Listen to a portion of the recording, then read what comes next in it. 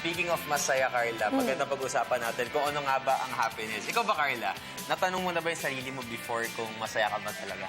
Every day, tinatanong ko yung sarili. Mahalaga yun, di ba? Yes. Alam mo, very basic question siya, pero parang ang lalim din pag pag-uusapan. Totoo yan. Kaya para pag-usapan natin yan, itong malalim na usapin na to, kung ano nga ba ang mga essential keys to happiness. Makakasama natin live this morning. Walang iba kundi ang coordinator ng Raja Yoga TV, Brahma Kumaris, no other than Sister Denise Lawrence. Good morning. Good morning. Good morning. Okay, welcome to Good Morning, Boss, to our show. Thank you. Okay. Sister, what is Brahma Kumaris? Brahma Kumaris is a spiritual practice that's a lifelong learning. And the main thing that we practice is meditation and then spiritual study so that we understand what is a person, what is your heart, what is your soul, what is your relationship with the world, with the divine, with one another. Yeah. And the usual question that people would ask about this is this a religion or not? I think that really what we look at is the spiritual component which goes across all the faith traditions, all the cultures. Okay, so anyone could join this? Anyone. We have people from all the religions. We have even atheists. Okay. Everyone is welcome because it's a study, how to be. Okay, how to be happy. How to be happy, how to be peaceful, how to be meaningful, how to have a life with purpose and significance, how to get along with people. The world is full of all different kinds of people, and there's not enough harmony, so we're learning how to be in harmony. Okay. Sister, speaking of happiness, how do you define happiness? Well, happiness is not just a nice feeling when you get a nice thing or you eat something or you fall in love or something like this. It's something deeper. I think the main thing about happiness is it is a feeling that is a result of when you do beneficial actions for other people, charity. Okay. Yes. And this is the season of charity, and this is also very important. When you give, otherwise we just take. And we get empty from that. You give, you get full. Okay. So basically you're saying that when people give something, let's say I'll give Karla a gift, I'll have happiness from that, or deeper than that? A gift will not really give you or her that much happiness. Very temporary. Okay. When you really make a difference in somebody's life, you know, to do something which takes a person out of their sorrow, out of their suffering, seriously benefit a person by enabling them to have their education, medical, anything which helps a person to have a good life. You know, you do that for somebody to enable them to understand their culture better. Anything like this is going to give you happiness. Second, very important key is you must know who you are. Okay. People don't know who they are. I don't know who I am, you know? So to be in your self-respect, to really understand what you are, who you are, and then when something negative comes your way, which it does, you know, you have to learn how to turn it around and not take it badly. Yes. You see, because you have to stay in your dignity. You have to stay in the sense of what you are and who you are. And then the other thing is, in relationships, people get a lot of problems. You hold on to, you said this to me, you did that to me, things like that. We have to be able to let go and move on. Yes. Let's go and Are we talking about the keys already? These are keys. These are keys. Can we go back to the first one and emphasize it? Yeah, yeah. Charity. Charity. Good actions. Your thoughts, your words, and your actions are like seeds. Okay. Everything you do, you're planting, and you will have to reap the fruit of that. You know, it's a well-known law, as you sow, so shall you reap. And so people don't realize that everything you say has an impact, and that there is a return. You see, so if we say bad things about other people behind their back, it will come back to them. They will know. You know, and breaks the relationship. So it's a discipline. I must make sure that I keep regard and love for my fellow brother and sister, my fellow human being.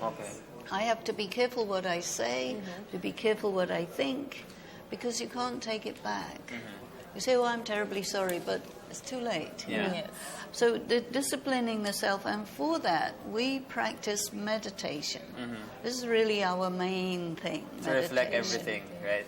If you meditate, you can take strength. Okay. You can take, spiritual light, spiritual power, peace, love, you see. Because mostly I feel that people are running on empty. Yes. And if you're tired, if you're overdone, easily you do the wrong thing. Not because people are necessarily bad, but people do bad things because they're weak.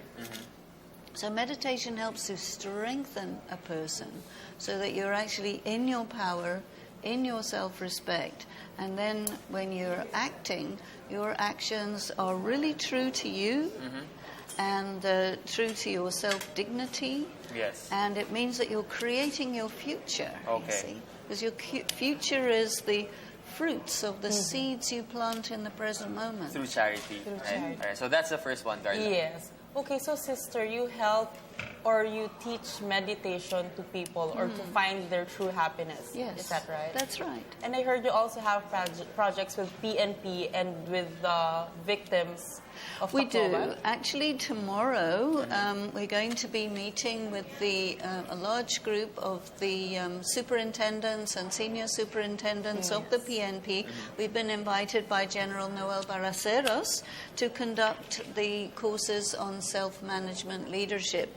And then we're also going to be conducting workshops for the survivors of the Mama Pasano event, you see, because these are traumatic, you see. Okay. And people who are involved in that, it stays with them for a long time. It affects them personally, internally, their heart, their family, their work relationships. So we really need to help people to work through that trauma and get back to normal. What's the timeline usually when you deal with Yes. people who experience traumatic events? Actually, if you think about it, a lot of people have experienced small or middle-sized or big traumas. Yes. Very often children experience traumas and it stays with them for the whole of the rest of their lives. So, I mean, you can help a person with the immediate traumatic effect, which can be quite short. Okay. But, a trauma is like a wound in your soul, you see, and so to heal that is really a lifetime's work. So we try to help people and be with people for a long, long period of time so that they can recover their Yes. balance, their sense of self-worth, and also get an angle on that trauma to make it manageable. Yes. So that it doesn't drive your future, you see. Because otherwise what happens in trauma, people experience, they create coping mechanisms. Yes. And these become character defects. So this has to be worked through. Yeah, because some people would just drink out or just Yes. do other sinful Yeah. things just to... Or get into violence, or get into depression, So this is damage, serious damage Yes. to a person's future, their family is impacted, all of this. So we try to really help people, give them tools to come back to their balance. No, maybe let's talk about, you told us earlier about your visit to Tacloban. Yes, Can you yes. tell us more about it? Well, we were a few months after, and what happens when you have a big event and it goes on the news and everybody knows about it and you get help, but the psychological impact lasts for a long time. And after a while, the survivors feel abandoned because it's no longer the big story. And so we would go in there and really sit with people and make them feel better about themselves so that they feel motivated to begin to put their lives back together again. Because physically, that's one thing. Okay. But emotionally, psychologically, that part is much more subtle. And it needs a lot of attention. So we were doing that at that time. And also working with the first responders. Yes. Because those who went in there, it was They witnessed everything, traumatic. yes. They saw people hanging from all this kind of thing, you know. You were there from day one?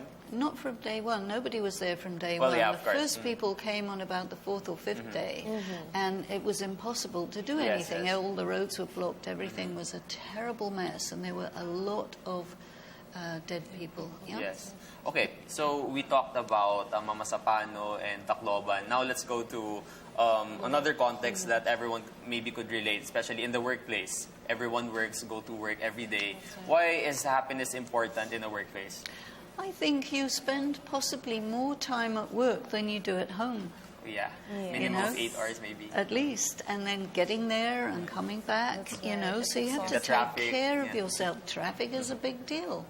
And so at work you have significant relationships. So to really know the tools for relating to your family, relating to your community, and in the workplace especially, because in the workplace there's hierarchical relationships, there's parallel relationships, and things happen which can, you know, hurt a person's feelings, or a person may get passed over. Things happen to make a person limited Yes. in their feeling of participation. So we have to be able to learn how to get through these things, get over it, and move on, and keep, you know, never allow anyone to steal your happiness. Yes, never allow anyone to steal your But happiness. the question is, you know, when you're in your work, it's always stressful. So how can you find happiness in a stressful environment? Well, main thing is it's a game. It's a game. It's a game. It's a sport, you know. All right. And when things are a sport, well, you have to be a good sport. You win, you lose.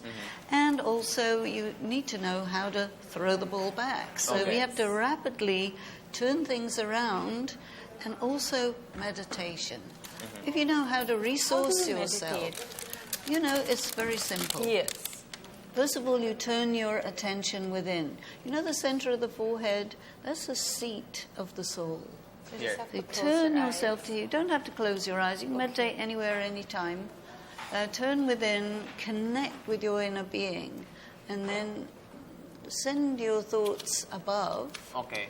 to the divine supreme being, and Okay. draw light, draw peace, draw power into yourself. Okay. Just like you go to the gas station, fill up with gas for your car so you Alright. can go. Okay. Same way, meditation, food, breakfast for the soul, and then you can go through the Okay. day. It's like going to the forest. Yes. Essential key to happiness, just let go. Just let go. Yes, Okay. let go. We do not have much more time, but know. of course we'd like to talk more about this. Maybe Yes. next time we will try to go to Tagaytay to talk more about this Experience happiness. Yes. Most welcome. But of course, before we end, we'd like to give this This is flowers for you. sister. Thank you so much That's for so much fun. enlightening Thank us you so with, much. about Thank you happiness. very I mean, much. it's a basic topic, but it appears to Yes. be really deep. Right? Yes, It Happiness. is deep. It is. deep. Very Okay. It's really the purpose of life, Yes. to be happy. Okay. Yes. Thank you so much for being with us this morning. Thank Once again, you. we have here live in the studio the coordinator of Raja Yoga TV from Brahma Kumaris, no other than Sister Denise Lawrence. Thank you so much. Thank you. you so much. Mga boss, lang kayo dahil marami pa po tayong kwentuhan sa pagbabalik ng Good Morning.